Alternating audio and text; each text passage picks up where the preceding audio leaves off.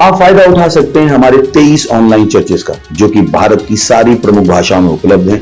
और इसके अलावा हमारे पास 3 विशेष चर्च हैं। एक टीनेजर्स के लिए जिसका नाम है तूफानी योग यानी 3, बच्चों के लिए हमारे पास ऑनलाइन चर्च है, और गूंगे और बहरों के लिए भी हमारे पास चर्च है, साइन लैंग्वेज का चर्च। उसके अलावा आप हमारे ऑनलाइन चर्चेस को देख सकते हैं उड़िया में, तेलुगु में, तमिल में, गुजराती में, कन्नड़ा में, तुलु में, इंग्लिश में, हिंदी में, छत्तीसगढ़ी में, राठौरी बरेली में, असमीज में, मराठी में, पंजाबी में, नेपाली में, कोंकणी, मलयालम, सिंधी, भोजपुरी, बंगाली और मालवानी में। इनका फायदा उठाइए और पूरे भारत में लोगों को सुसमाचार सुनाइए। God bless you.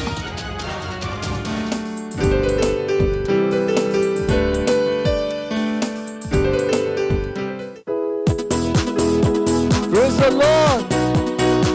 Hallelujah. Woo.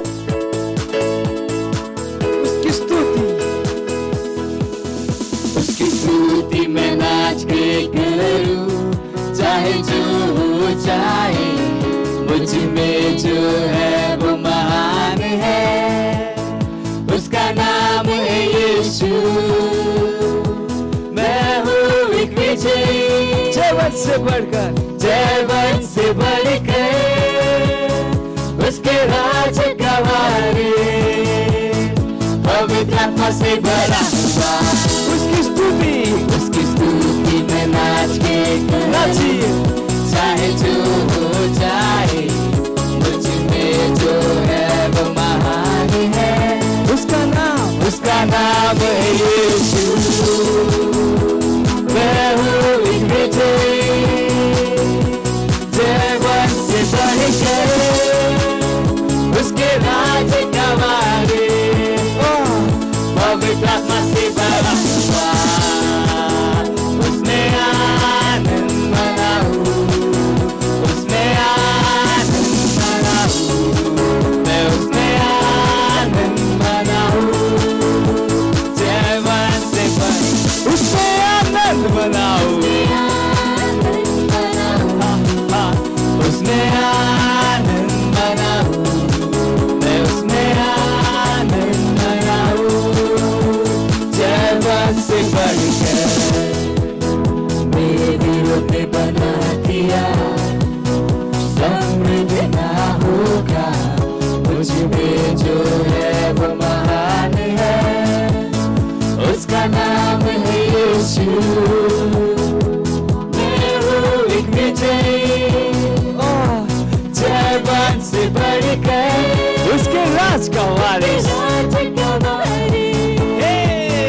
पवित्र आत्मा से भरा हुआ, मेरे विरोध में बना दिया, कभी नहीं समृद्ध ना होगा, क्योंकि मुझ में जो है वो महान है, हाँ वो महान है, और उसका नाम यीशु है। मैं हूँ एक विजयी, जयवंत से बढ़कर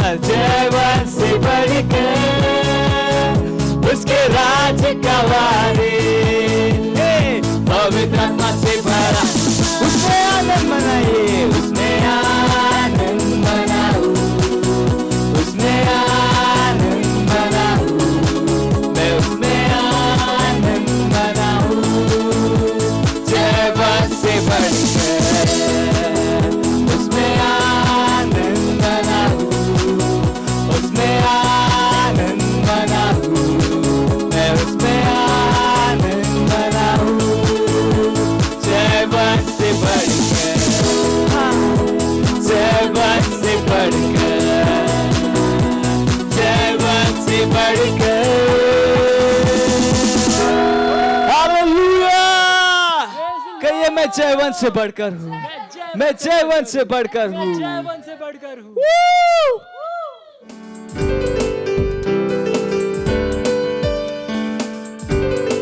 हालेलुया, प्रेज द लॉर्ड। आप लोगों का फिर से स्वागत है हमने की भोजपुरी चर्च में। और इस सुंदर समय प्रार्थना कर और जहाँ कहीं पर भी अपने पवित्र हाथ पे उठाए और हमने के साथ प्रार्थना करी और प्रभु का धन्यवाद करी। री अंथला ली से खेरे बोशतरा बोशी खेरे मा अंथला ली से ग्रे बोशतरा बहा। धन्यवाद परमेश्वर। री खरा बोशतला राबो शोंखरो बोंतला ली से ग्रे शोंखरो बोशा तेरे बोंतला बहा। धन्यवाद परमेश्वर। धन्यवाद धन्यवाद धन्यवाद। इसो रोबो शोतोली रगा शो ब्रगा साला बहा। री गे रे शे तेले रे बहा। धन्यवाद देते परमेश्वर। धन्यवाद धन्यवाद धन्यवाद। Hallelujah, praise the Lord. हमने अभी भी प्रार्थना किया था। हमने का पहला प्रार्थना बिंदु हो, हमने प्रार्थना करा थी मसीह के खातिर। मत्ती 16 अध्याय का 18 वचन से टीएलबी कहत हुन, हम आपन कलीसिया बनाए और नरक का सामर्थ एकरे ऊपर प्रबल ना होई। हालेलुया। बिलाप गीत 3 का 37 वचन कहत हुन, अगर यहोवा आज्ञा ना दे ले हुन तब के हो कि वचन कही और वो पूरा हो जाए। हालेलुया। मसीह का कलीसिया पृथ्वी पे सबसे सुंदर वस्तु हो। हम नहीं है जे विरोधी के रोकत है और ओकरे समय से पहले विश्व के नियंत्रित ना करे देत है। जब तक हमने एक विश्व में है, हमने विश्व का ज्योति है, घोषणा करी कि ये विश्व के दिशा परमेश्वर के वचन से निर्देशित होई, ना कि समुदाय से।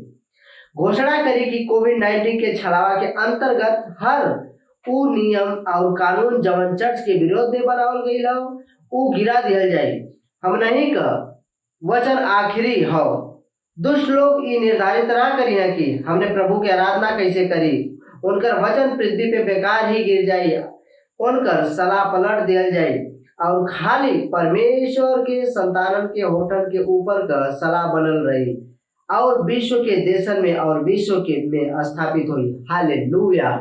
ली सेंताला ली बोरो शोखोरो मा अंतला ली क्रबो शकरा बोंतला ली क्रबोंतला बहा। री से केरे बोंदेले हर एक छलावा के काटा जाते यीशु मसीह के नाम में। री करा बोंदेले परमेश्वर के वचन के द्वारा सब कुछ पूरा हुई, ना कि समुदाय से। ली सेंतोलो लू ब्रागा शोतोलो रोशे के माथाला राबासी केरे बहा।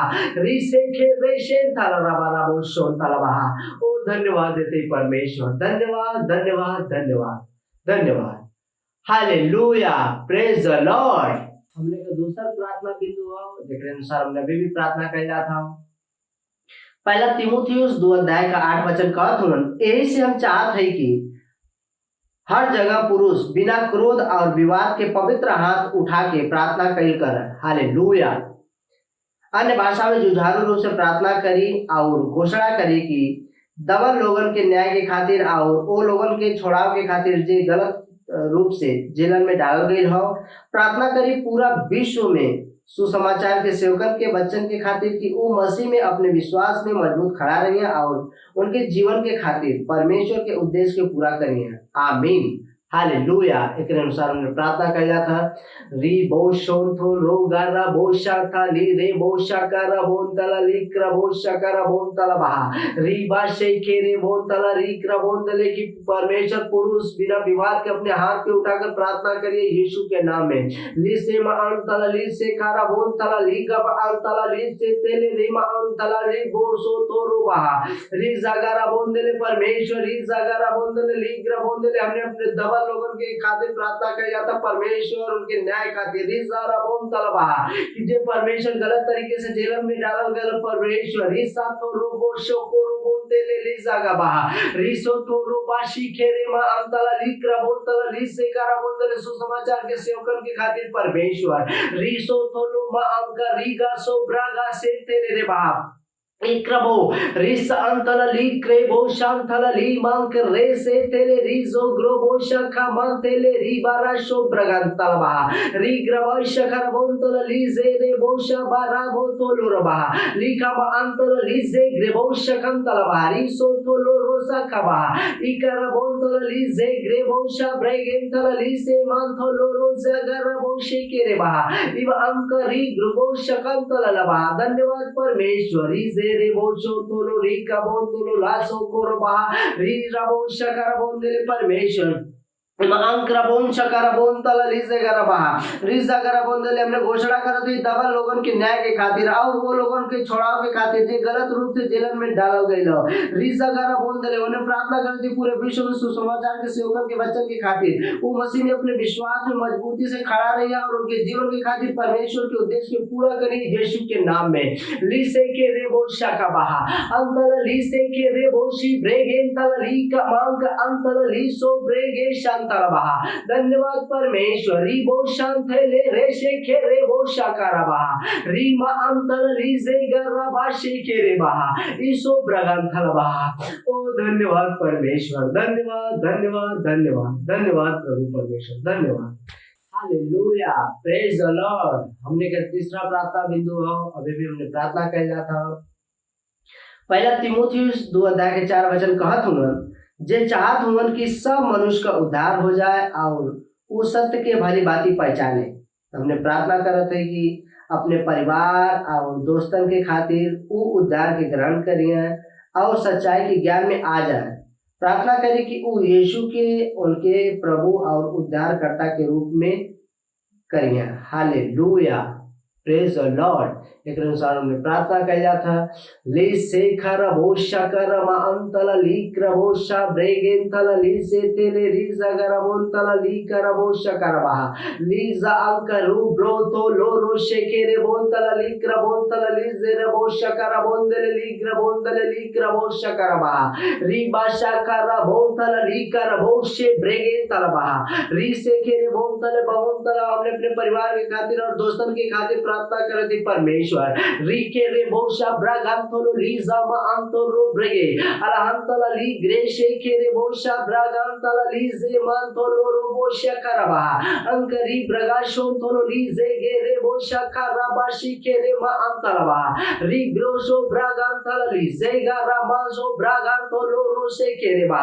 ओ धन्यवाद देते परमेश्वर री राबोशा कमा अंतला ली क्रबोशा करबोंतला ली रबा री से के रे बोशा करबोंतला हर एक मनुष्य का उद्धार होता और सत्य के भली बातें जारत हो यीशु मसीह के नाम में। हर एक मनुष्य का उद्धार होता तो सत्य के भली बातें जारत हो यीशु मसीह के नाम में। रीकरा बोंदले अपने परिवार खातिर दोस्तों खातिर प्रार्थना करती परमेश्वर ईसा अंतर रीकरा बोशी ब्रेंकाला लासो का री मालतो लीजे ग्रे बोशा खरा बाती ले रे बा री अंक री ब्रो बोशा खरा बोंतल लीजे मालतो लोरो सगबा इसग्रे आइग्रम अंशो ब्रेगेन तलरी से करबोशा कान तलबहा।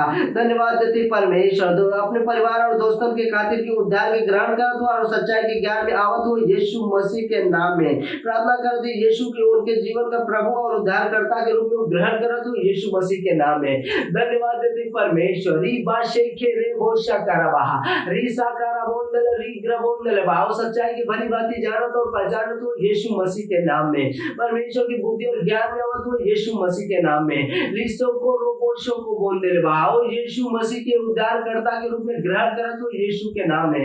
वो परमेश्वर रिजा गारा बोंदे बा वो यीशु के प्रभु के रूप में उद्धारकर्ता के रूप में ग्रहण करत हो यीशु के नाम में। लोगो रोशे के रे मा अंथल ली ग्रे भाषा खरा मानथो लोरबा उस बारा बोंदल री ग्र बोंदल सत्य के भली बातें जानत हो परमेश्वर री कर बोंशा कर बोंदल ली कर मांखा राबासी के रे बोशा का बायासी रे बोंतला बहा ओ लीजा गारा बोंतले बहा री बाबा शोकुरु बहा। ओ धन्यवाद परमेश्वर, धन्यवाद रीसो मांथो लो राशि के रे बोंतला री बारा शोकुरु बहा ई ब्रगाशे तेले री गारा बहा ई खबालसो ब्रगाशा कंतला बहा। ओ धन्यवाद परमेश्वर, धन्यवाद धन्यवाद धन्यवाद परमेश्वर, धन्यवाद हमने के प्रार्थना के सुने खातिर और हमने के प्रार्थना के उत्तर देवे खातिर प्रभु धन्यवाद। और इस सब प्रार्थना के मांगत है यीशु मसीह के नाम में, आमीन। Hallelujah, praise the Lord. इस समय हो आराधना का और हम अपने प्रेस टीम का स्वागत किया जा।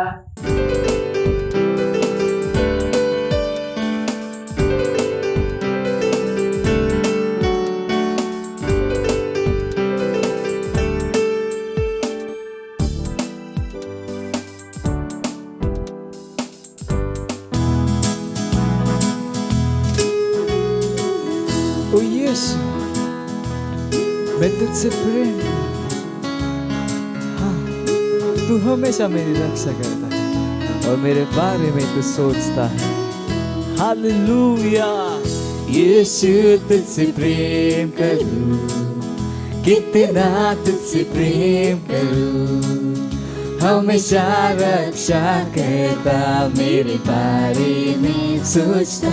ओ यीशु यीशु यीशु तुझसे प्रेम करूं, कितना तुझसे प्रेम करूं, हमेशा रक्षा करता, मेरे बारे में सोचता। तेरा प्रेम पाना, तेरा प्रेम पाना आनंद की बात है, अपना कहलाना एक सम्मान है। तेरा प्रेम पाना, तेरा प्रेम पाना आनंद की बात है, और अपना कहलाना एक सम्मान है।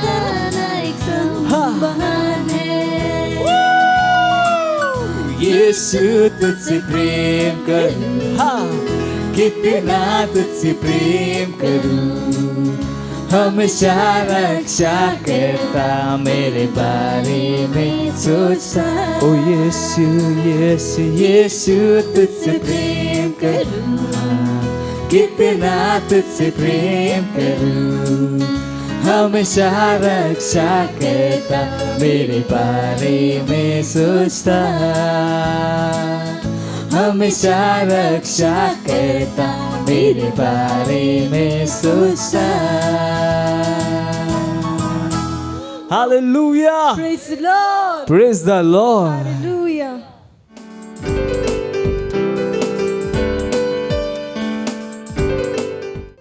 Hallelujah, praise the Lord. इस सुंदर और अद्भुत समय है हमारे प्यारी वास्तविकता संग्रह का। आज का तारीख है 18 जुलाई 2021 दिन रविवार। आज का संदेश है आत्मिकता के साथ सचेत बनी। Hallelujah.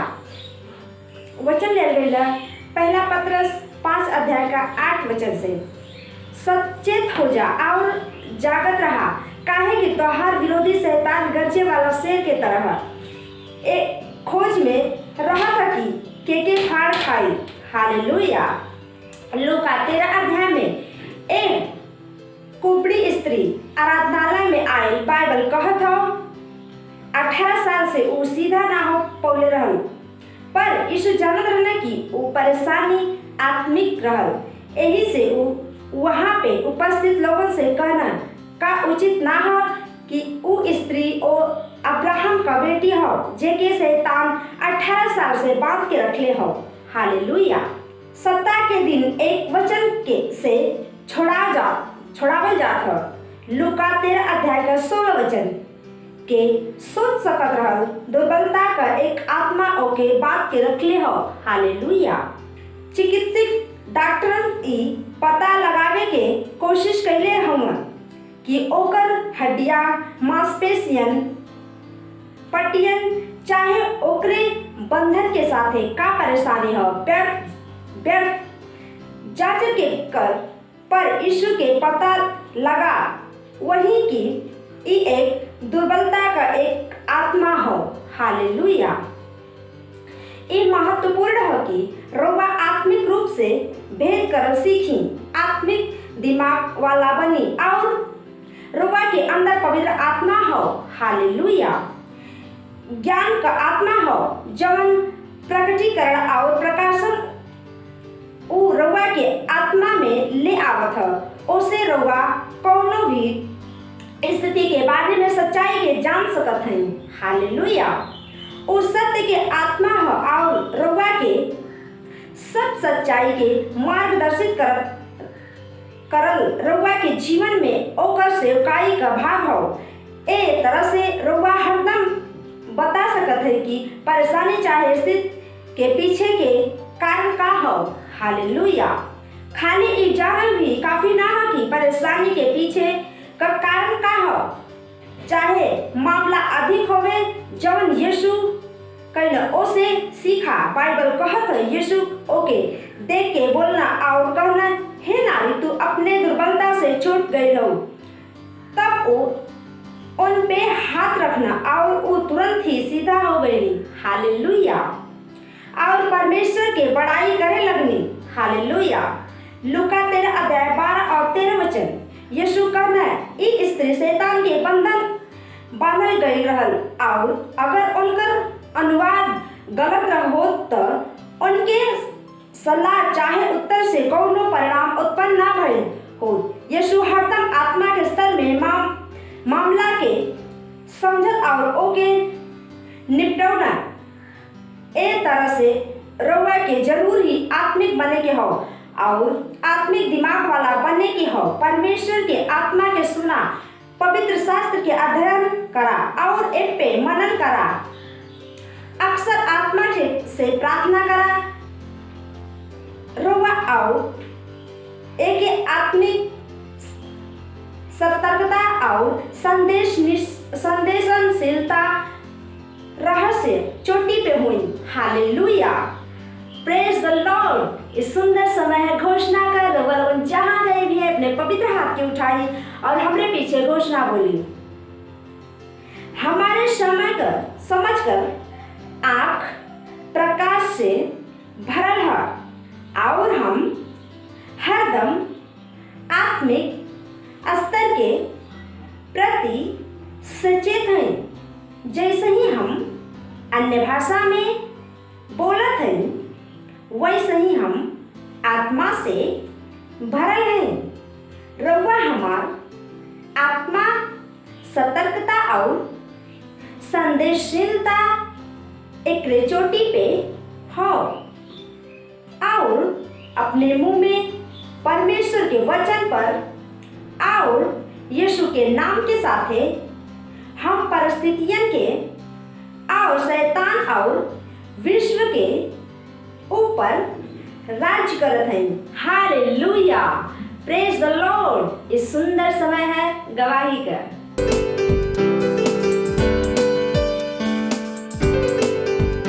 Hallelujah, praise the Lord. हम धन्यवाद करते हैं परमेश्वर का और परमेश्वर के जन्म पास्टर आइजैक सर का। ये मेरी मम्मी है, इनका नाम आशा भारद्वाज है और इनकी गवाही है कि इनके घुटने में 5 सालों से दर्द था, चलने में लड़खड़ाती थी। स्पेशल चंगाई सभा मीटिंग थी, उस 17 तारीख को जो हमने मीटिंग अटेंड किया, उस मीटिंग में जो पास्टर सर ने प्रार्थना किया, उस मीटिंग के दौरान इनकी घुटने का दर्द हमेशा के लिए खत्म हो चुका और एक चंगी है। इसलिए हम परमेश्वर का कोटि धन्यवाद करते हैं और परमेश्वर जन पास्टर आइजैक सर का थैंक यू पास्टर। मत सोचिएगा कि आपने कोई गलती कर दी या आपने कुछ इतना बड़ा काम कर दिया कि परमेश्वर का प्रेम आपके लिए खत्म हो गया, और कभी मत होने दीजिएगा कि आप अपने आप को बेकार समझें। जब आप 24 घंटे प्रेम में चल रहे हो तो आप 24 घंटे किसमें चल रहे हो? परमेश्वर की भरपूरी में। Praise the Lord, hallelujah. अगर आपको उद्धार में चलना है तो आपको प्रेम करना पड़ेगा। Praise the Lord. तो प्रेम केवल मुंह का नहीं है, प्रेम में आप एक कदम उठाते हो। जैसे परमेश्वर ने जब हमसे प्रेम किया तो उसने कुछ किया। जो सम्मान परमेश्वर ने यीशु मसीह को दिया, जो मौका परमेश्वर ने यीशु मसीह को दिया, वही मौका उसने मुझे और आपको दिया है। हालेलुया। उसने हमें उसके पास बुला लिया। हालेलुया। उसने हमारा उसके बीच का जो संबंध टूट गया था उसको क्या कर दिया? जोड़ दिया। ग्लोरी। किसकी वजह से? प्रेम की वजह से। हालेलुया। मैं आदेश देता हूं बीमारी को उनके शरीरों से जाने का यीशु मसीह के नाम। मैं उन अशुद्ध आत्माओं को, उन दुर्बलता की आत्माओं को, उन बीमारी फैलाने वाली आत्माओं को आदेश देता हूं उनके शरीरों से जाने का और वापस नहीं आने का यीशु मसीह के नाम।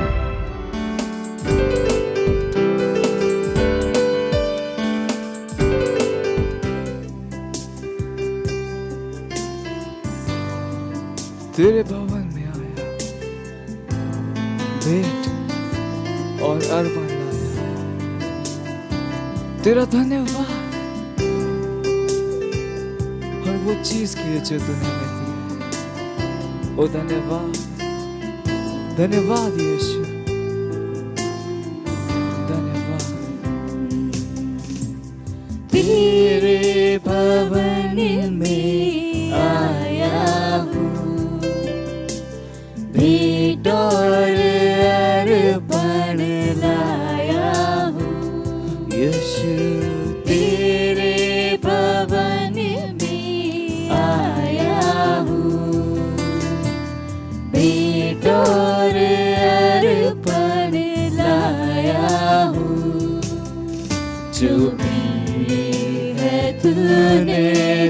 दिया, करता हूँ तेरा शुक्रिया। हाँ, जो भी है तूने दिया,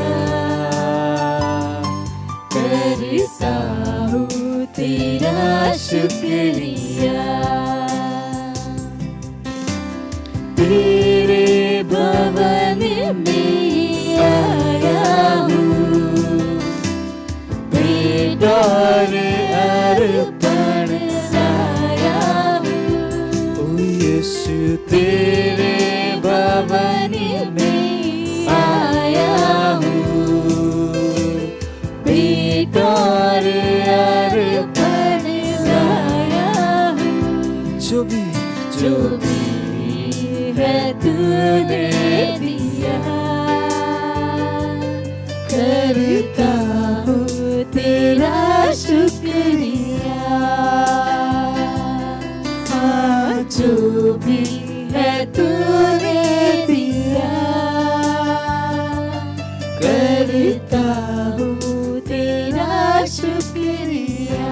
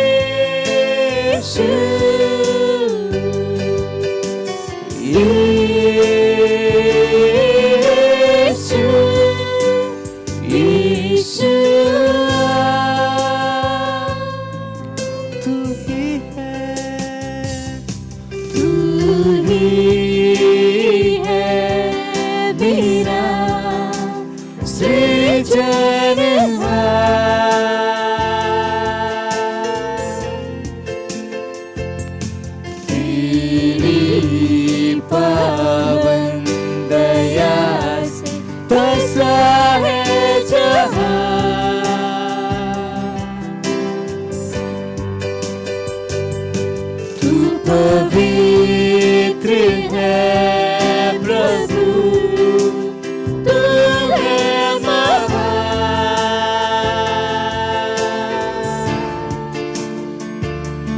तेरी स्तुति महिमा करे बार बार। यीशु तू ही है, तू ही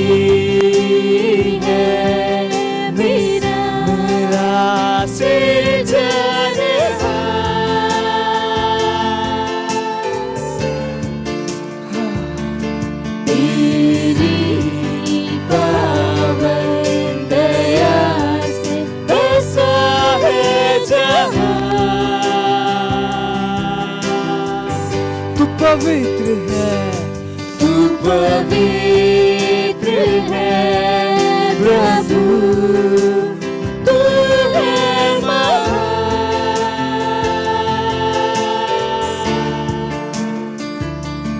तेरी स्तुति महिमा करे बार बार।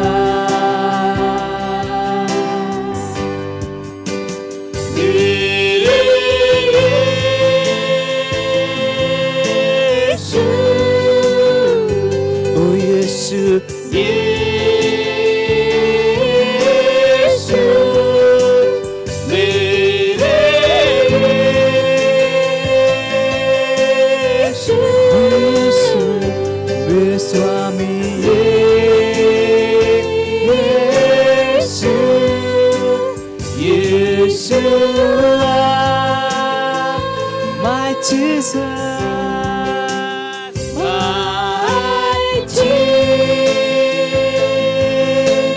Jesus, oh Jesus, Jesus,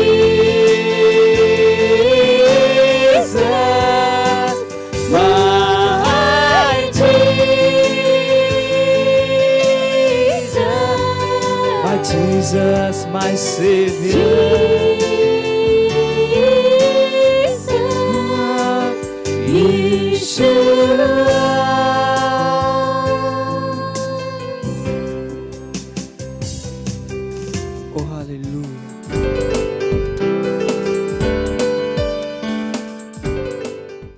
praise the Lord, hallelujah.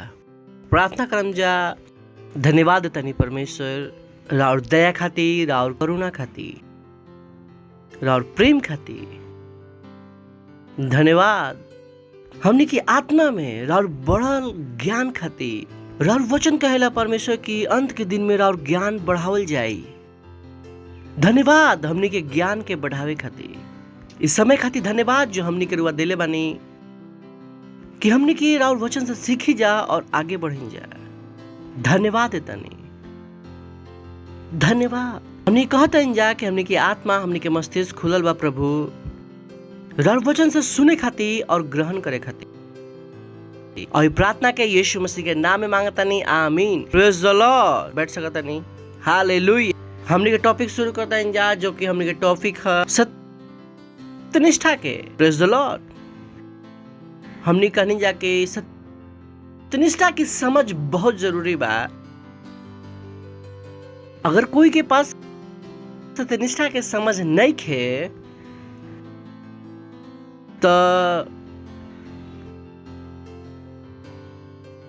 तो सच्चा मसीही जीवन ना जी पाई। Praise the Lord, hallelujah. सो तो हमने के एक और इम्पोर्टेंट चीज देखे वाले बानी जा आज कि जेकरा में परमेश्वर हमने के संतों के रूप में लेके आयल बानी, जो हमने के जीवन और सेवकाई के एक इम्पोर्टेंट पार्ट है। और जब हम कहता नहीं कि सेवकाई के एक इम्पोर्टेंट भाग है तो रुआ के शायद लगे कि का हम ई कहे की कोशिश करता नहीं कि जीवन और सेवकाई एक दूसरे से जुड़ल बा। हाँ, बहुतों के नहीं पता काहे कि धर्म ये चीज ना सिखावेला। धर्म हमने के बतावेला कि परमेश्वर से मांग, परमेश्वर से मांग, परमेश्वर से मांग। जब रुआ नया जन्म पालीला, जब रुआ सत्यनिष्ठ बन जाइला तो रुआ के समझ में आ जाला कि जीवन और सेवकाई दोनों एक ही सिक्के के पहलू है। अगर कोई हेड है तो कोई टेल होई, लेकिन एक सिक्का है तो ओकर दो साइड होबे करी। बिना दो साइड के सिक्का कंप्लीट ना हो सकेला। वैसे ही और मरुआ मसीह हैं और परमेश्वर के जीवन बराबर अंदर ये भी उतना ही बड़ा सच्चाई है कि रुआ सेवकाई में बानी। जीवन से सेवकाई के रुआ अलग ना कर सकीला और सेवकाई से मसीह जीवन के अलग ना कर सकीला। जितना जल्दी रुआ समझ लेम उतना जल्दी रुआ जीवन के आनंद उठाई। अगर रुआ चाहता नहीं कि केवल हम आशीष के आनंद उठाई और मसीह की सेवकाई पूरा ना करें, रुआ ना उठा पाए। काहे कि सिक्का के एक पहलू रुआ के पास ना हो सकेला, रुआ के पास कंप्लीट ना हो सकेला पूरा चीज है कि वो चीज है। हम कहनी ना कि वो चीज ना सिखावल जाला, घर में ना सिखावल जाला, टीवी तो बातें नहीं है, इवन चर्च में भी ना सिखावल जाला।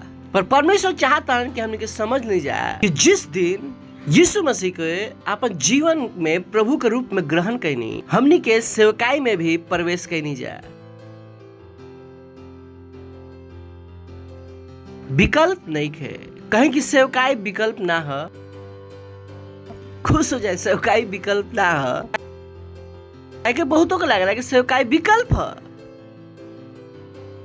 ना बतावे के चाहिए कि सच परमेश्वर से दिखाई दिए। फिर हुआ हम की पास्टर ये कहे ना बताइनी कि क्राइस्ट मसीह में सच्चाई बार बार बताओ गई बा कि सेवकाई विकल्प ना है। कि मत सोचम कि ओ हम मसीह के केवल से आशीष के हम आनंद उठा लेम और सेवकाई ना करम ना, दोनों जुड़ल बा।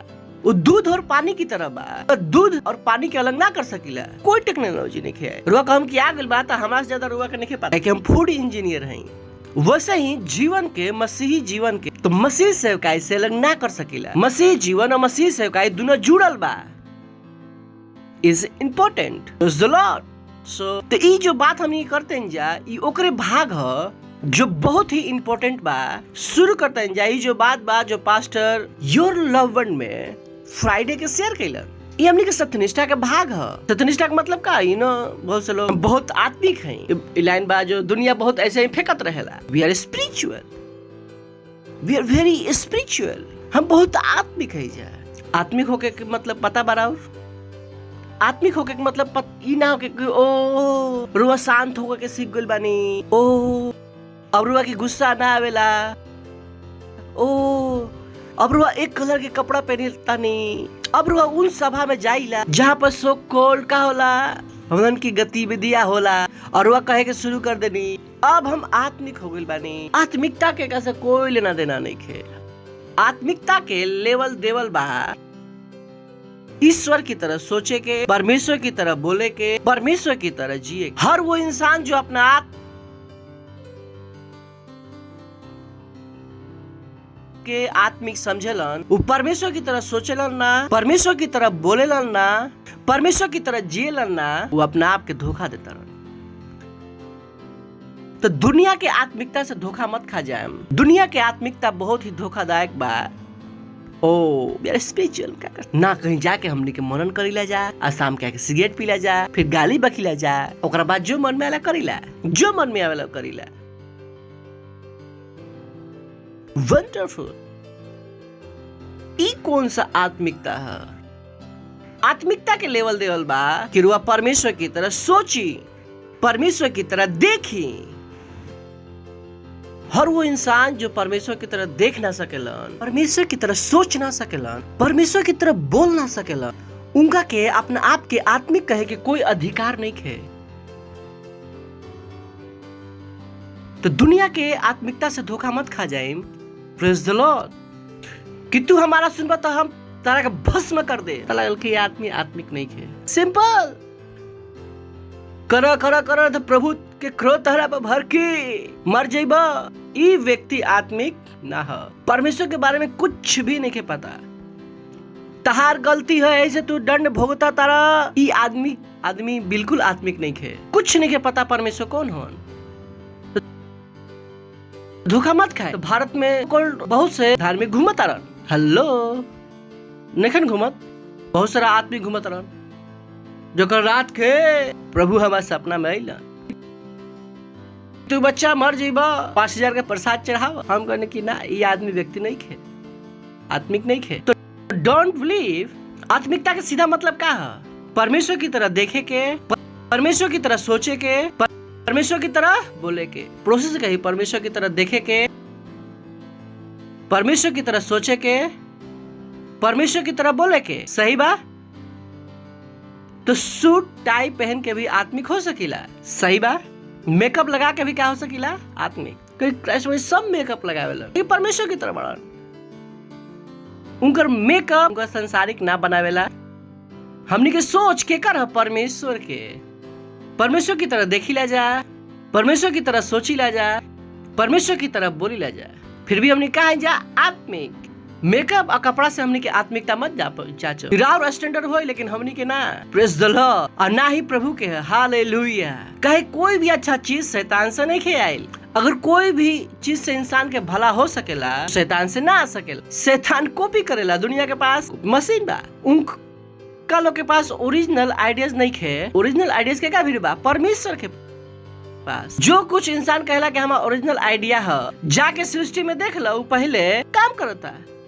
की प्लेन हमारा ओरिजिनल आइडिया है, तो क्या बात कर। प्रभु कब से चिड़िया उड़ा हुआ तरह जहाज हमने के पानी पे चढ़ला, तो जाके देख लो, बाहर जहाज डूब जाला, अब मछली मजे में तरेली सर, पर डूबी कुछ बना लनु। सो डोंट टेल अस कि ओ ब्ला ब्ला ब्ला ब्ला। मनुष्य कभी भी परमेश्वर से बढ़कर ना हो सकेला। Praise the Lord. सुना तनी तैयार बनी। दिस इज इम्पोर्टेंट पार्ट्स। ये हमने के सत्यनिष्ठा के बहुत जरूरी भाग बा। यशाया 56वां अध्याय 6 से 7वां वचन। Isaiah 56:6-7।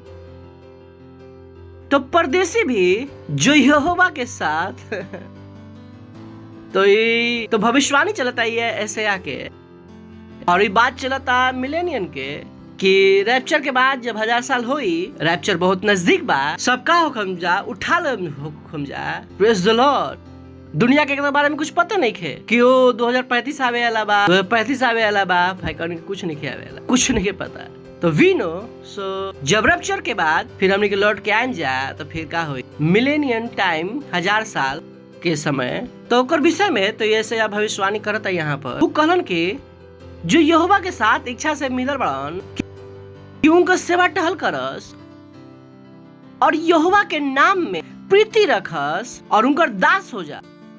तो सोच के देखी कि क्या ब्यूटीफुल दो लाइन बा जो यहोवा के साथ ई इच्छा से मिलल बड़न।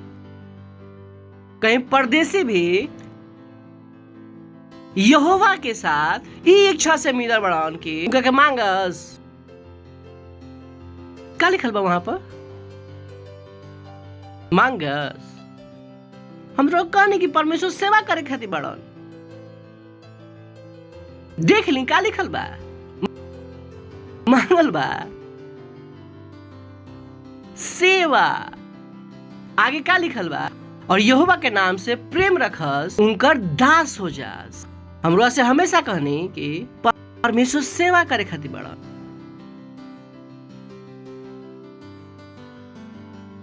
परमेश्वर अपन इच्छा पूरा करावे खातिर नहीं खन। परमेश्वर के वो बच्चे बाड़न लोग जो अपन इच्छा पूरा करावे के फिल्म बाड़न लोग। जब वो वेक्स हो जाइला, जब वो आत्मिकता बढ़ जाला, जब वो पूरा आत्मिक बन जाइला, रोग पता चल जाला कि परमेश्वर सेवा करे खातिर बाड़न। सेवा जिस चीज के रुआ परमेश्वर कहिला उनका सेवा ना करिला तो परमेश्वर किस काम के? धर्म रुआ के ना बताई परमेश्वर सेवा करे खातिर बाड़न। यहाँ पर साफ साफ लिख परदेसी भी जो यहोवा के साथ, ओह आई लव दिस, परदेसी भी जो इस इच्छा से कहे कि इस इच्छा से मिलल बाड़न कि उनका से मांगस। आई के लोग जो सुबह उठे परमेश्वर के बारे में मांगे से शुरू कर देवला। सेवकाई के बारे में क्या सोची? सेवा टहल करस, यहोवा से प्रीति रखस और उनकर दास हो जास। जितना विश्राम दिन के पवित्र कर से बचत रहलन, वाचा के पालन करलन, आगे उनका के अपन पवित्र पर्वत पर ले आके अपन प्रार्थना के भवन में आनंदित करम। उनकर होम बलि और मेल बलि हमार वेदी पर ग्रहण करल जाई। इस हमार भवन सब देश के प्रार्थना के घर कहलाई। Praise the Lord. उ का कहतन? प्रार्थना के घर कहलाई, यानी कि प्रार्थना फिर भी होई।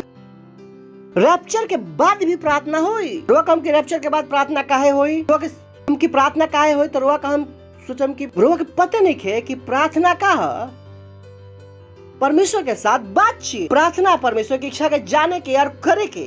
तो मिलेनियम में भी प्रार्थना बा। परमेश्वर का कहता है कि हमार घर का बन जाए? प्रार्थना के घर। Praise the Lord. का घर? प्रार्थना के घर।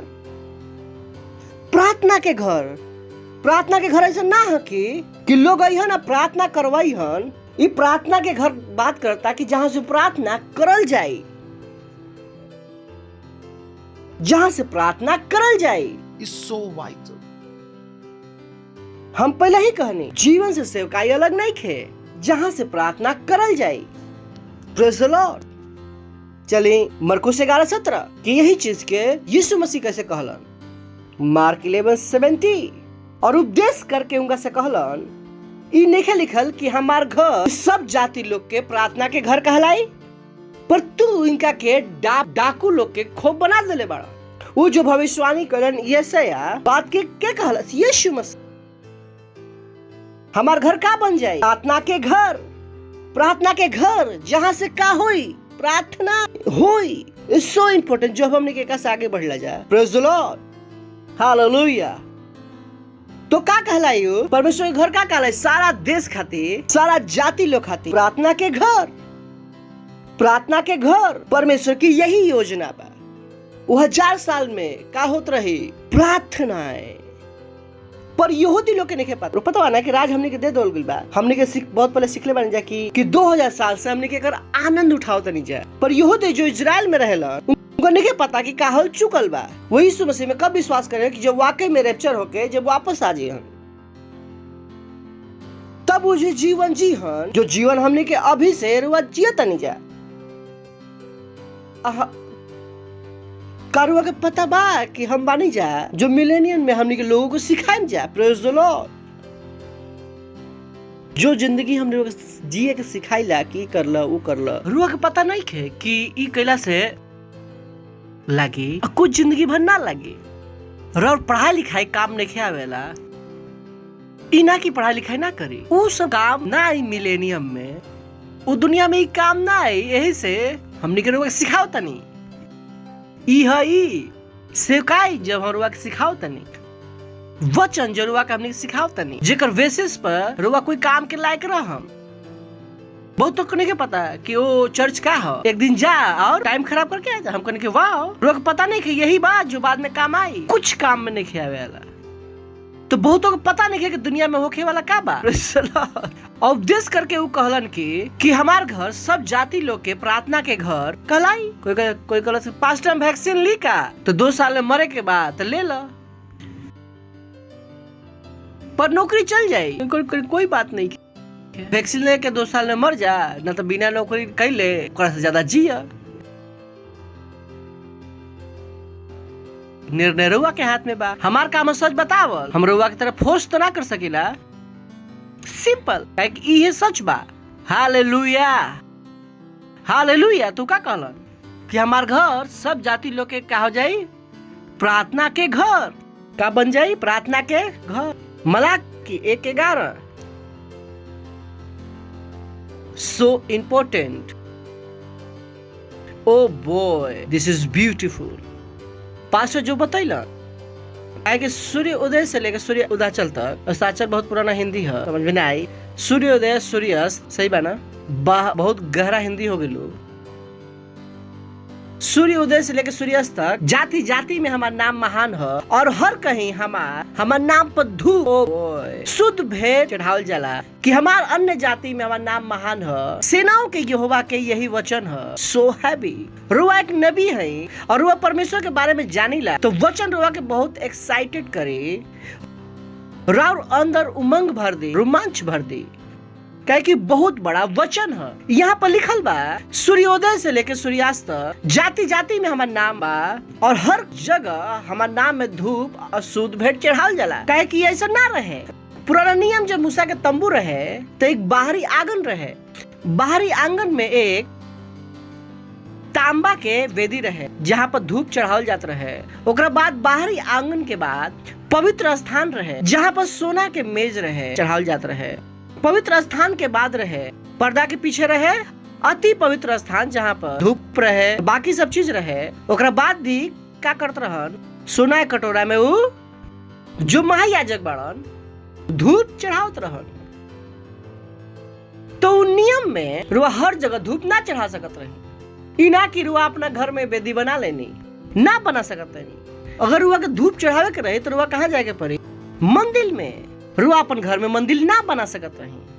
प्रेज़ द लॉर्ड। उनकर जगह रहे और मंदिर में हर जगह धूप ना चढ़ा सकत रही। जहाँ पर चढ़ा सकत रही वहाँ पर जहाँ पर मेज बनल रहे। अब बाहरी आंगन पर का बंद रहे, तांबा। अब पवित्र स्थान में का बंद रहे, सोना के मेज। और अति पवित्र स्थान में कुछ और अति पवित्र स्थान में हर व्यक्ति जा भी ना सकता, याजक ही जा सकत रहे। और वहाँ पर भेंट हर व्यक्ति ना चढ़ा सकत रहन। और ज्यादा से ज्यादा क्या करता है, पर भेंट ले जाके याजक लोग के दे देता हन, और याजक रहन जो राउर भेंट चढ़ावत रहन और बदला में। तो जब ये वचन आयल कि हर कहीं हमारे नाम में बॉय इज वीक, एक बात का मतलब है कुछ और बात। परमेश्वर की योजना बताओ तरह कि परमेश्वर का चाहत रहन। परमेश्वर जी चाहत रहन कि विशेष जगह पर धूप चढ़ावल। प्रेज़ द लॉर्ड।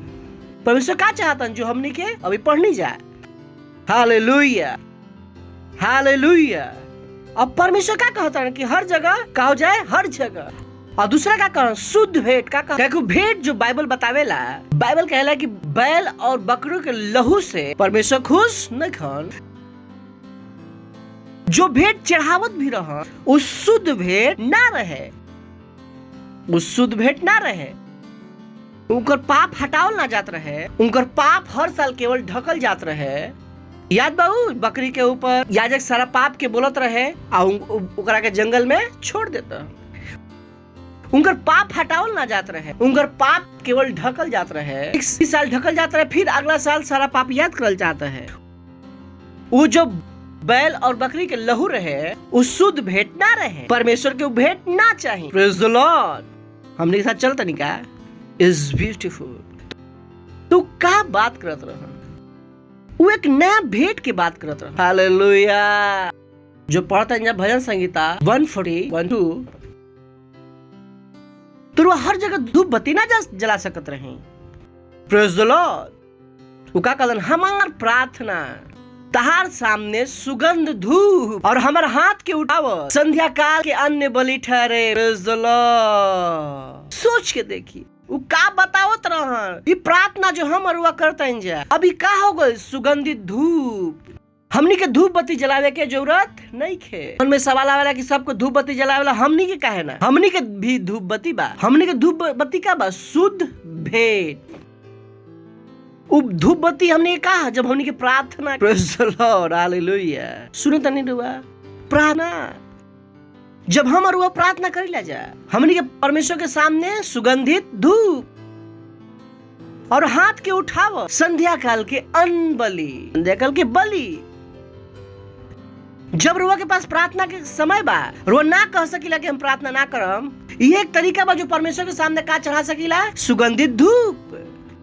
जब रुआ अपन हाथ के उठाईला तो परमेश्वर के सामने रुआ बलि चढ़ावतनी। Praise the Lord. हाथ उठा सकीला कि धन्यवाद परमेश्वर। रुआ के पता नहीं कि हमनी के हाथ के उठावल कितना पवित्र बा। केवल ई करके ओ परमेश्वर के सामर्थ के अपन जिंदगी में ला सकीला। ओ ग्लोरी हालेलुया हालेलुया। अब समझ में आता रुआ कि आत्मिकता के मतलब का है। आत्मिकता धूप जला में नहीं खे। आत्मिकता ई में बा जो परमेश्वर बताओ तरन कि हमार प्रार्थना कि दाऊद जो परमेश्वर के नबी वो जानते हैं कि परमेश्वर चाहत तरन का। परमेश्वर जो बोलन दाऊद को समझ में आवत रहे कि हमार प्रार्थना तहार सामने का हो सुगंध धूप। ओ बोय सोच कि रुआ आधा घंटा प्रार्थना करता नहीं परमेश्वर के रुआ धूप चढ़ावता नहीं। वाह तो मत काम कि रुआ पास्टर हम सो गए नहीं पास्टर प्रार्थना के ताम रहे तो हम धूप के चढ़ाई। Praise the Lord. सुना था नहीं समझ में आवत रुआ के हमको नहीं रुआ के आत्मिकता का मतलब का है।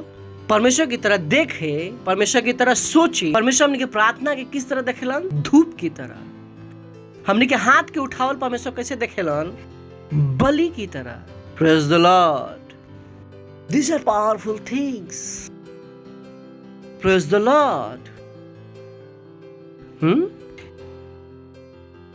यही वो प्रोफेसी रहे जो पौलुस तीमुथियुस से कहा। पहला तीमुथियुस पहला अध्याय 8वां वचन। यही से हम चाहता नहीं कि हर जगह प्रेज द लॉर्ड कलन हर जगह। पुराना नियम में हर जगह धूप ना चढ़ा सकते हैं। परमेश्वर का कलन कि हर जगह पुरुष के मतलब ये ना कि महिला लोग प्रार्थना ना करस केवल वो लिखल बा। हम चाहता नहीं कि हर जगह लोग इंसान कह सकता है जो भी है इंसान भी ना कहल चाहता है जो यही से कुछ पुरुष लिखे के पड़ो। ऐसे हम चाहता नहीं कि हर जगह पुरुष बिना क्रोध बिना विवाद पवित्र हाथ उठा के प्रार्थना करस। ग्लोरी का करस हर जगह कहीं हर जगह जो पुराना नियम में क्या रहे असंभव रहे वो हर जगह प्रार्थना ना कर सकता।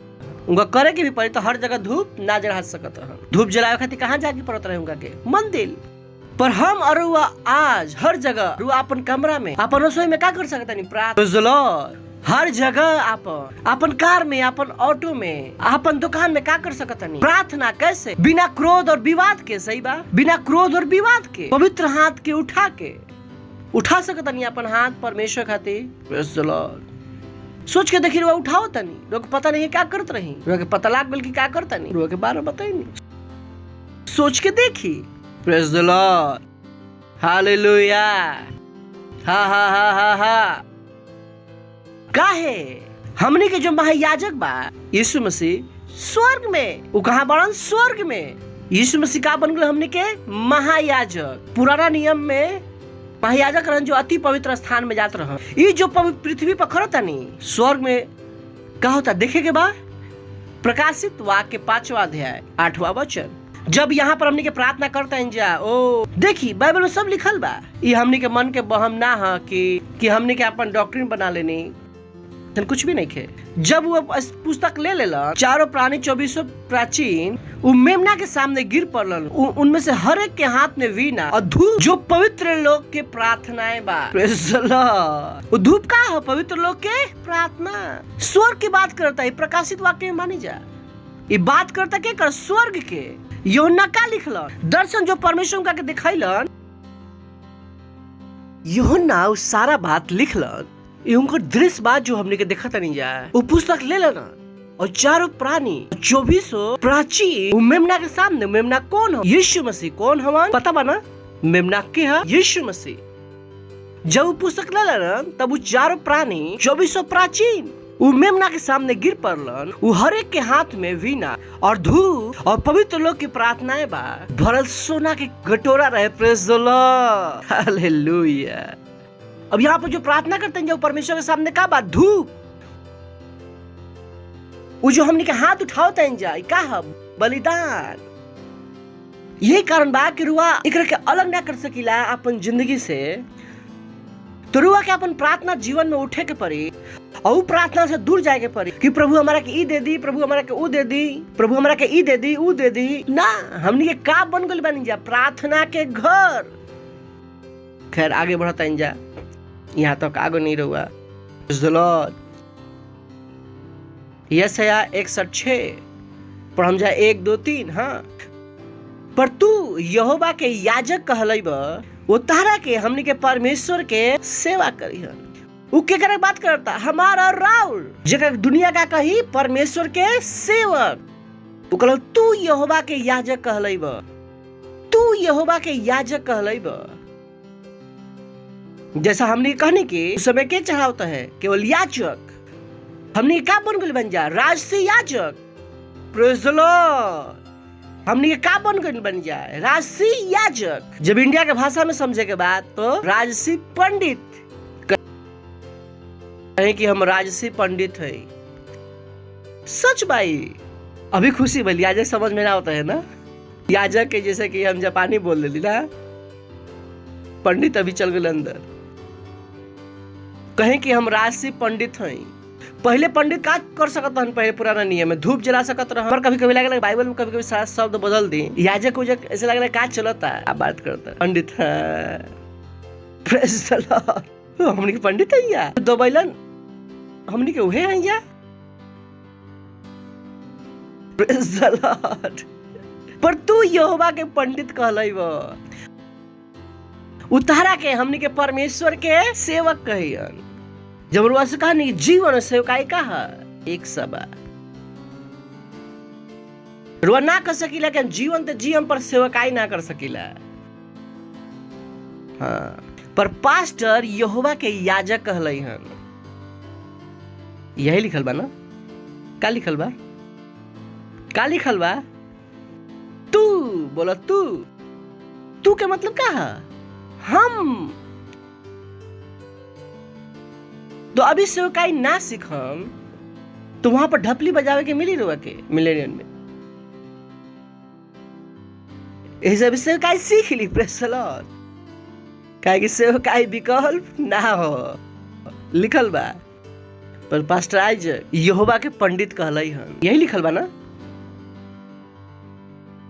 कहे पास्टर के मत सुनी ह, लीडर तो बिल्कुल मत बन जाई ह, लीडर बनबा बहुत खींची। हाँ अच्छा, घींचे तनी हम रुआ के सब दुष्ट बान जो रुआ कैसे सिखाओ तरन। प्रेज़ द लॉर्ड। ज्यादा मत घुसिया, थोड़ा थोड़ा करी। हाँ, जब आए स्टाफ के फोन तो नहीं बने के लीडर हमरा के मत बना। हमार का जाता का लीडरशिप का बा होला ना बच्चा, मम्मी के लिए पढ़ ल ना पढ़म, एक दिन पता लग जाएगी पढ़ लेती तो का हुई। अच्छा, जब हमरा से कहता नहीं लीडर बन जाता मत कर।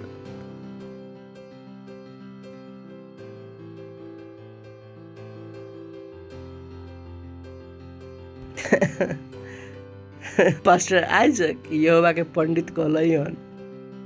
स्टाफ बड़ा ना? अच्छा, पर तू कहें कि हम यहोवा के पंडित कहलाइन। सोच के देखी कि तारा के हमनी के परमेश्वर के सेवक कहियन।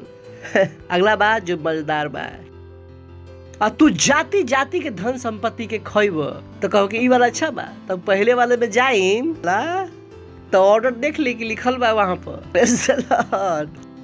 तू का कहब यहोवा के पंडित कहलैब, जाति जाति के धन संपत्ति के खैब, उनकर वैभव के वस्तु के पाके बड़ाई करब। जो समृद्धि रुआ जियल चाहतनी और सेवकाई करल नहीं चाहत तो समृद्ध ना हो सके। अपन दिमाग के बदल ली, आत्मिक दिमाग के हो जाई, सेवकाई से लड़े के बंद कर दी तो हमार का मिली। दिखाओ तनी कि जाति जाति के तू धन संपत्ति खैब। Come on, praise the Lord. Hello, कितना बान जो माँ बाड़ी रो अपन बेटा खातिर खाना बनैली, पूछली का दे तारन, पूछनी का जब चाय बना के दे तब पेमेंट दे, बताओ का देब, कहनी का। तो हम लोग कहते हैं कि परमेश्वर के घर में रुआ काहे ना समझ में आवेला, परमेश्वर पिता हम काहे पेमेंट लेके ही कुछ करे के बा, काहे दिमाग बा। तो फ्री में काहे करी चर्च में, कहाँ करो फ्री में, तो यहाँ ना करबो तो कहाँ करबो, यही वो जगह बा हमनी के पिताजी के जगह नहीं खे, हाँ कि ना। तो फ्री में प्रार्थना करवा सकीला तो काम काहे ना कर सकीला।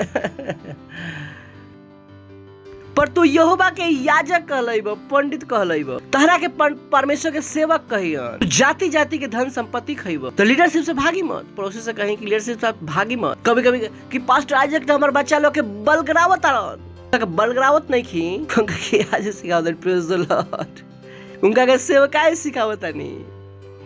हमार पता बा कि जब सेवकाई सीख जइह उनकर हमार भविष्य दिखाई देता है कि उनकर पूरा भविष्य केकरा पर निर्भर बा, सेवकाई पर। प्रेज द लॉर्ड, केकरा पर निर्भर बा, सेवकाई पर। तो सेवकाई ना करीहन तो का करीहन पूरा जिंदगी। Praise the Lord. तो मत कम कि ओ पास्टर, ना ना ना, प्रेज द लॉर्ड। तो हमनी के का बन गइल बन जा, परमेश्वर के सेवक, परमेश्वर के सेवक। हमनी के परमेश्वर के करे खातिर बोले बड़न सेवकाई खातिर। और सेवकाई का है, प्रार्थना के घर, कहा प्रार्थना के घर, प्रार्थना के घर। सुनो तनी रुआ काहे जरूरी बाबू, चली चलो तनी। उत्पत्ति के पुस्तक में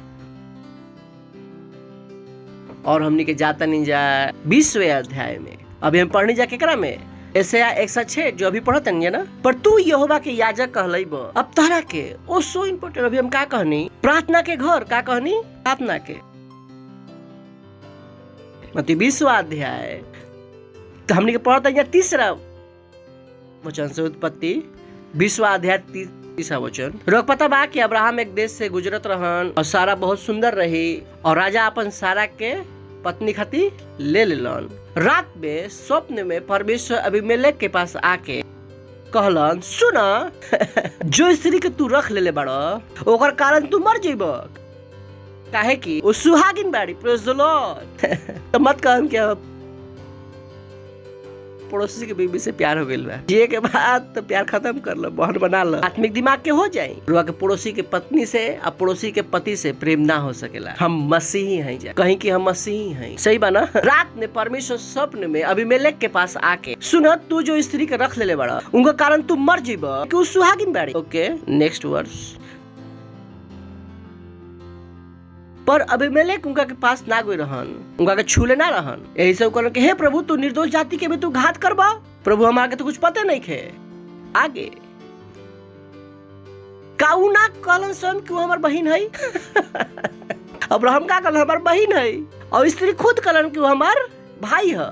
भाई हम का गलती कईनी कि बीबी की समझ की बीबी उठैनी। Praise the Lord. समझ में आवता, अपन मन के खराई अपन व्यवहार के सच्चाई से काम कैलन। Praise the Lord. आगे 6ठा, परमेश्वर उनका से स्वप्न में कहलन, हाँ मैं जानिला कि अपन मन के खराई से तू काम कैले बड़ा और हम तारा के रोक भी रख ले बानी कि हमारे विरोध में पाप ना कर। यही कारण बा कि तारा के उनका के छुए नहीं देले। परमेश्वर ना चाहता कि वो पाप करके फंस जाए, परमेश्वर इसे छुए ना देलन उनका के। यही से अब देखी उस पुरुष के पत्नी के लौटा दो, काहे कि वो नबी हवन। कहें कि वो नबी हो, सही बा, पंडित हो, जो भी हो, समझ में आता। हमने का बन गए बन जाए, यहोवा के पंडित कहलाएं, परमेश्वर के सेवक कहलाएं, का बन गए बन जाए, प्रार्थना के ओ सो बिग बिग बिग। यही सब पुरुष के पत्नी के लौटा दो, कहे कि वो नबी हवन, तहारा खातिर प्रार्थना करी हन। ये आदमी खुद परमेश्वर से डायरेक्ट बातचीत करता रहा, फिर भी परमेश्वर का कहता कि एकरा से कुछ होखे वाला नहीं है, प्रार्थना के करी हमार नबी।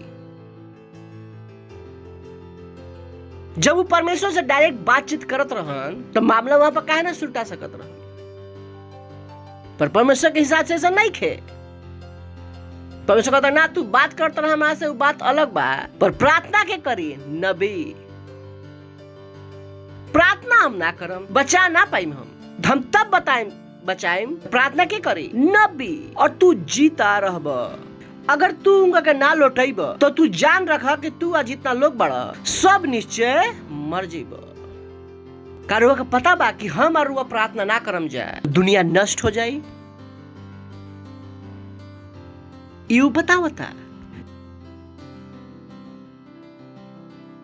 जब हम रोज कहला कि प्रार्थना करे देश खातिर, पड़ोसी खातिर, वह मना ना कर सकेला।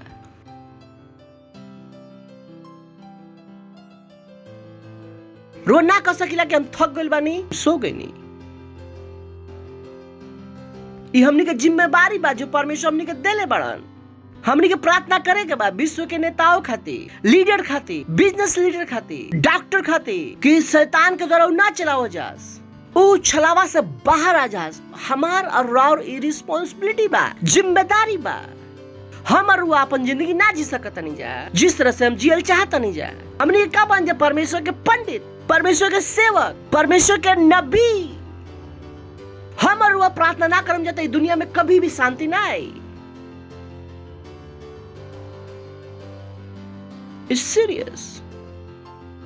मत सोचम कि चीज खत्म हो जाए हम और प्रार्थना ना करम जाते। उनका के पास कोई योजना कुछ के नॉर्मल बनावे के। अभी बात कर सेकेंड वेव के, फिर बात करें थर्ड वेव के, फिर बात करिए फोर्थ वेव के। रोग पता नहीं है कि कोविड-19 के बाद कोविड-20 के प्लान रहे। हमार अरुआ जी से लोग प्रार्थना करे के शुरू कर देनी जाए तो कोविड-21 के प्लान बहुत खिसका देनी जा हमनी के। अभी के अगर बात करते हैं कोविड-19 ना तो 2021 में का लावे करन कोविड-21 वो वाकई में खतरनाक। पता बा कि वायरस लैब में बनेले बा, प्रूफ हो गइल बा। ठीक है, पता कितना को पता बा वायरस कोई चिमगादड़ से नहीं खे आई, वायरस लोग खुद बनैलन। सोच के देखी इतना दुष्ट बानी। जो वायरस के वो खुद बनैलन ओकर वैक्सीन लेन बचावे खातिर दिमाग सही बा। जब वो वायरस बनैलन, जब हमारा बचावल चाहतन हमनी के, वायरस के बनैलन ये लोग खुद। अब तो रिपोर्ट्स आ गइल बा ना, जो पास्टर क्रिस 2 साल से चिल्लाता रहन कि वायरस के बनैलन, ये लोग खुद लैब में बैठ के बनैलन। वायरस काहे बनैलन? वैक्सीन खातिर, वैक्सीन से बचावे खातिर, वैक्सीन से क्या करे? कंट्रोल करे खातिर। और हम और प्रार्थना ना करम जाए, ये चीज रुके वाला नहीं है।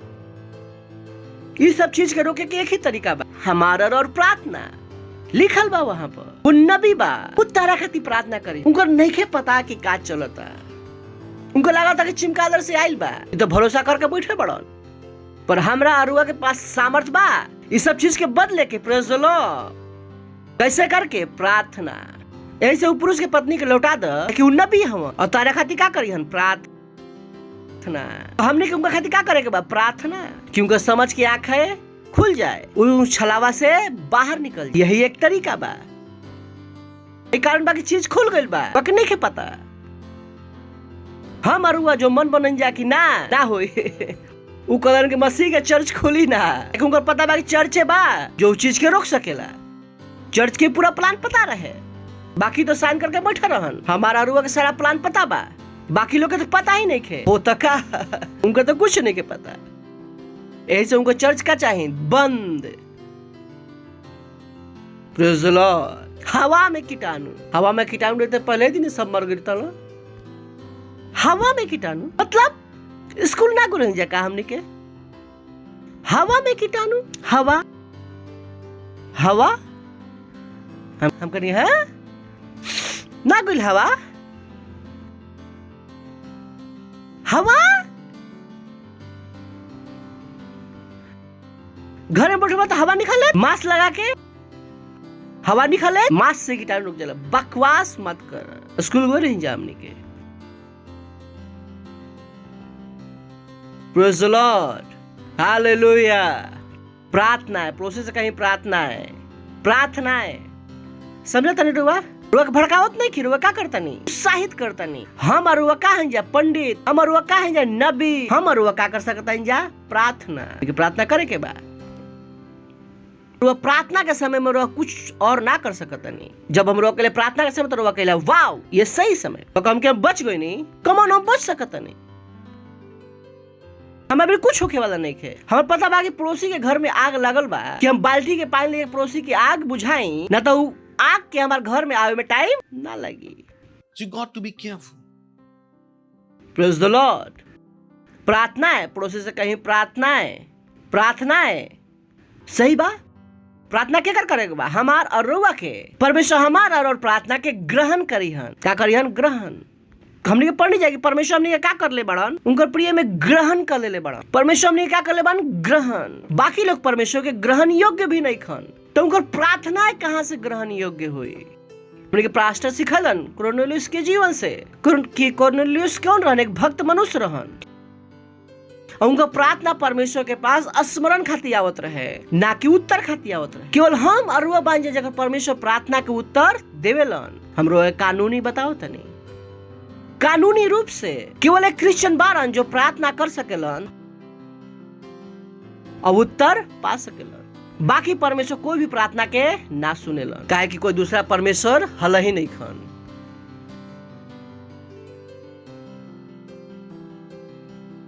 कि रुआ का करी? प्रार्थना है, पड़ोसी से कहीं प्रार्थना है। अय्यूब 42वां अध्याय 7वां और 8वां वचन। तो ऐसा भइल कि जब यहोवा अय्यूब से बात कह चुकलन, तब फिर तेमानी एलीपा से कहलन हमार क्रोध तहार तहार दोनों के ऊपर भड़कल बा। काहे कि जैसे कि ठीक बात अय्यूब हमार दास के बारे में कहले बड़न, वैसे तू लोग ना कहल। पता बा कि अय्यूब के दोस्त बड़न जो अय्यूब के सिखावत रहन, पर ये अय्यूब के दोस्त दुष्ट ना रहन, सत्यनिष्ठ ये अच्छा लोग रहन। जब रुआ उनका के पढ़म, अच्छा आदमी गलत दोस्त ना रख। अय्यूब हमने का पता बा कि अच्छा व्यक्ति रहन, तो उनका दोस्त भी अच्छा रहन। बट यहाँ पर परमेश्वर का कहता रहन, तेमानी एलिपस से कहलन हमार क्रोध तहार तहार दोनों मित्रों के ऊपर भड़कल बा। काहे कि जैसे ठीक बात अय्यूब हमारे बारे में कहलन, वैसे तू लोग ना कहल। अगला वचन, ऐसे आपसे तू 7 बेला 60 मेढ़ छाट के हमार दास अय्यूब के पास जाके अपन होम बलि चढ़ावा, तब हमार दास अय्यूब तहारा खातिर प्रार्थना करीहन। वही चीज जो परमेश्वर उनका से सीधा बातचीत करत रहन, पर प्रार्थना करवावे खातिर के करे भी जाके पड़त रहे अय्यूब के पास। केकरा भी? अय्यूब के पास। तो ये दुनिया की परेशानी के प्रार्थना के कर सकेला? हम और रहुआ करबो करियन तो फर्क करे पड़े वाला नहीं खे, अगर पते नहीं खे, उनका कुछ नहीं खे पता, उनका कुछ नहीं खे पता, वो का प्रार्थना करी। So we have to rise up in our prayer life. हमने क्या अपन प्रार्थना जीवन में उठे के बा, का करे के बा? प्रार्थना है, लिखल बा। तब हमार दास तेरे खातिर प्रार्थना करी हन, काहे कि उनके प्रार्थना हम ग्रहण करम। देखनी रुआ का लिखल बा, उनकर प्रार्थना हम ग्रहण करम। तो और ना तो हम तहार मूर्खता के बर्ताव करो कि तू लोग हमारे बारे में अय्यूब के समान ठीक बात ना कहलन लोग। बताओ तरन, हालेलुया। उनके प्रार्थना हम का करम जा? ग्रहण करम। तो हर एक के प्रार्थना में ग्रहण नहीं खे हो, ग्रहण के कर होता हमारा और राउल। तो हम और प्रार्थना ना करम जाते, दुनिया बदले वाला नहीं खे। पर सच्चाई बा परमेश्वर कहता है कि जो हमनी के कहम जाए वो होई, जो कहन उ ना होई। प्रेज़ द लॉर्ड, हालेलुया। हमनी के वस्तुएं बदल सकत नहीं जाए, उ कहन की होई, हमनी के जो कहम जा वास्तव में वो होई, और हमनी के कहे के पड़ी, और हमनी क्या करे के पड़ी? प्रार्थना। अपन हाथ उठाई और करी प्रार्थना। Rosha tele entra lahita laba. Antra ka satole entra lahita. Montele bosha tele entra labadi. Litara la kabant. धन्यवाद कि हमनी के प्रार्थना करियावेला। Antra ka satole entra labadi.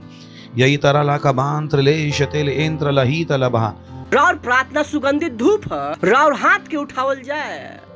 Bontre le shatele badira. Hantra lahita katambrezi. Lindra gazale shatele entra lahita labadi.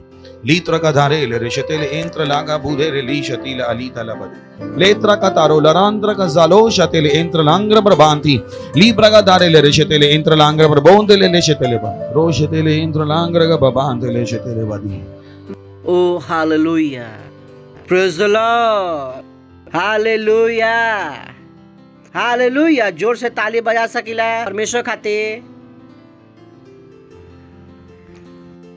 ओके, रुआ पहला बार आइल बानी तो हमरा स्वागत करल चाहम। हमार विश्वास बाकी कि रुआ भी जीवन के ग्रहण करल चाहतनी। Praise the Lord. रुआ भी हमनी के साथ नबी और पंडित बनल चाहतनी। रुआ भी प्रार्थना करल चाहतनी, परमेश्वर सुनस और उत्तर दस। Praise the Lord. खड़ा हो सकतनी अगर रुआ पहला बार आइल बानी तो प्रार्थना के हमार पीछे करम। कही हे प्यारे पिता, हम विश्वास करतनी यीशु मसीह में, जीवित परमेश्वर के पुत्र में, कि वो हमारे खातिर मरलन और परमेश्वर उनका के मरे हुए में से तीसरा दिन जिंदा कैलन। आज हम अपना मुंह से घोषणा करतनी कि यीशु मसीह जीवित परमेश्वर के पुत्र, हमार प्रभु हवन, हमार स्वामी हवन। आज से हम बच गइल बनी, आज से हम नया जन्म पहले बनी। आज हम अपन अंदर विश्वास के द्वारा परमेश्वर के जीवन को ग्रहण करतनी। धन्यवाद परमेश्वर हमरा के बचावे खातिर। यीशु के नाम में आमीन। Praise the Lord. जोर से ताली बजा सकिला इनका लोग खातिर। स्वागत बा। और रउआ भी पंडित बानी। आज से हमनी के साथ परमेश्वर के पंडित है और रउआ भी हमनी के साथ प्रार्थना कर सकत। एकरा पहले के रउआ बैठी, हम प्रार्थना करता नहीं। परमेश्वर हम प्रार्थना करता नहीं हर व्यक्ति खातिर जो अभी यीशु मसीह को स्वामी के रूप में ग्रहण कैला है। हम प्रार्थना करता नहीं यीशु मसीह के नाम इनके जीवन के ऊपर सदा खातिर बना रहे। यीशु मसीह के नाम शैतान के कोई भी दावा और कब्जा नहीं इनके ऊपर। यीशु मसीह के नाम हम आशीष देते हैं और बुद्धि के द्वारा और आनंद के द्वारा और सामर्थ के द्वारा और आत्मा के द्वारा, यीशु मसीह के नाम में amen. Thank you, God bless you.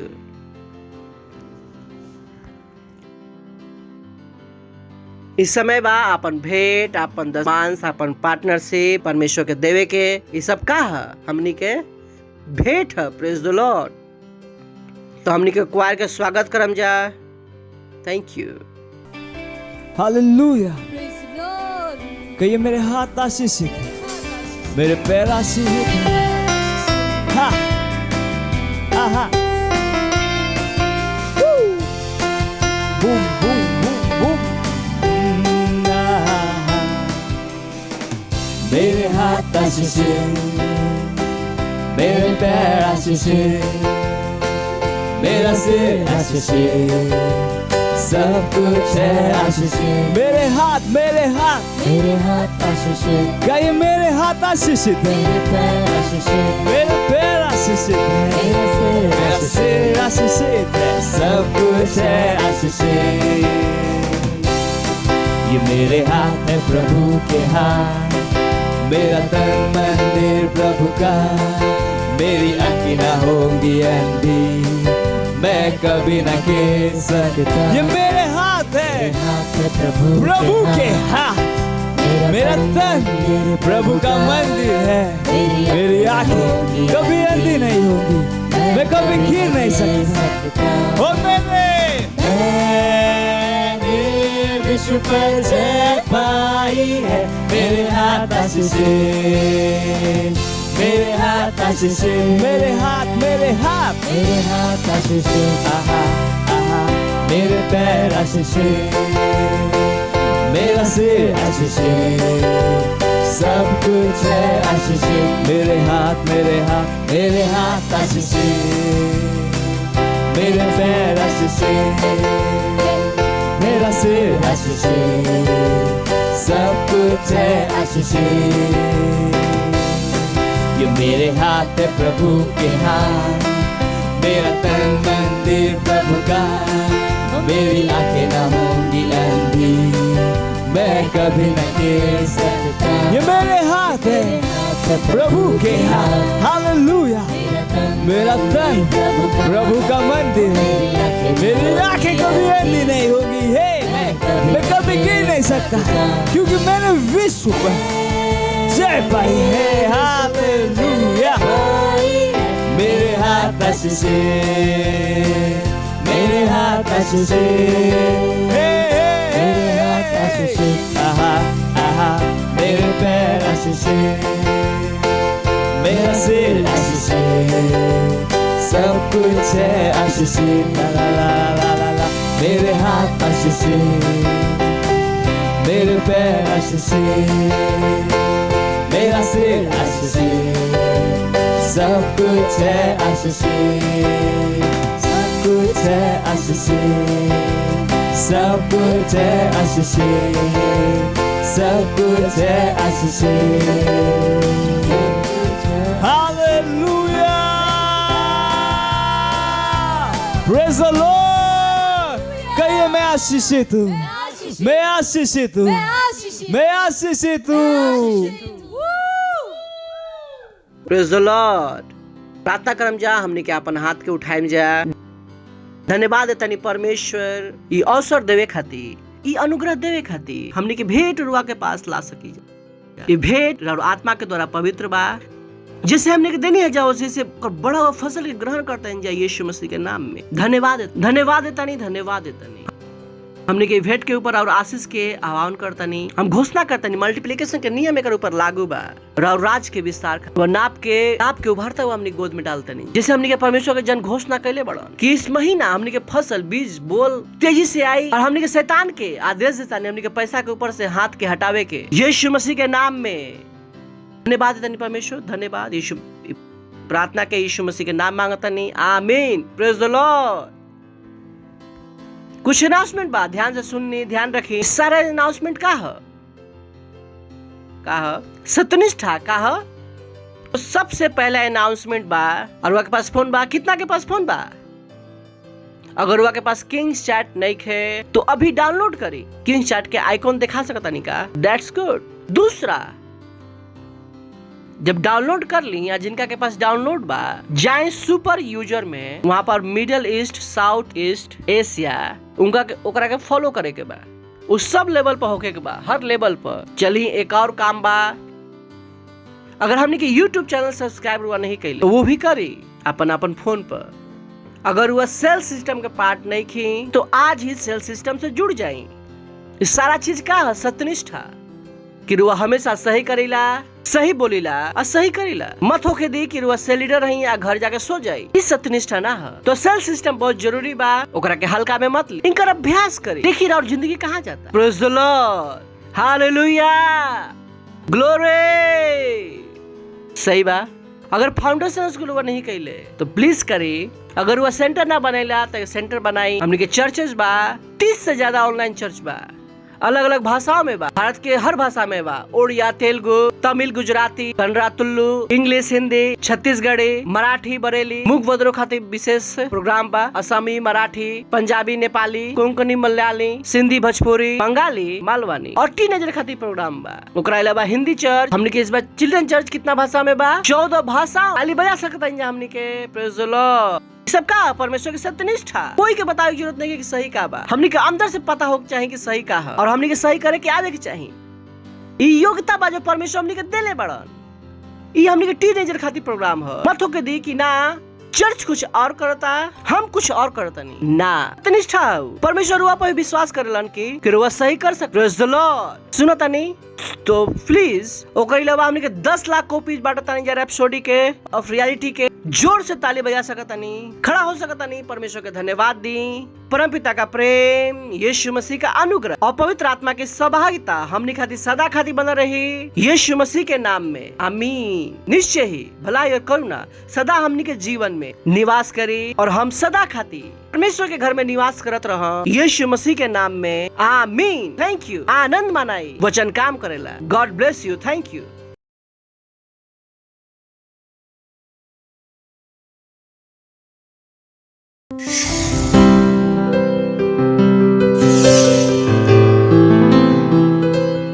Subscribe to our channel, hit the bell icon, like, comment and share. Thank you and God bless you.